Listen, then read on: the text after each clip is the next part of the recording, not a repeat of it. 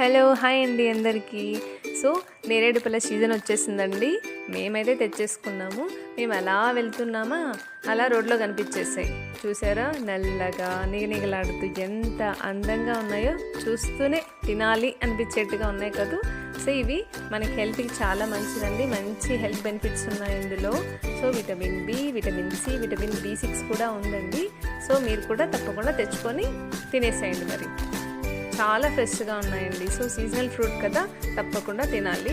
So ఇవి మన మామూలుగా తినేసి సీడ్స్ పడేస్తూ ఉంటాం కదా, అలా పడేయకూడదండి. ఇవి డ్రై, మామూలుగా తిన్న తర్వాత అవి డ్రై చేసుకొని పౌడర్ చేసుకొని తింటే క్యాన్సర్ కణాలు తగ్గించి మంచి పోషక గుణాలు ఉన్నాయంటండి.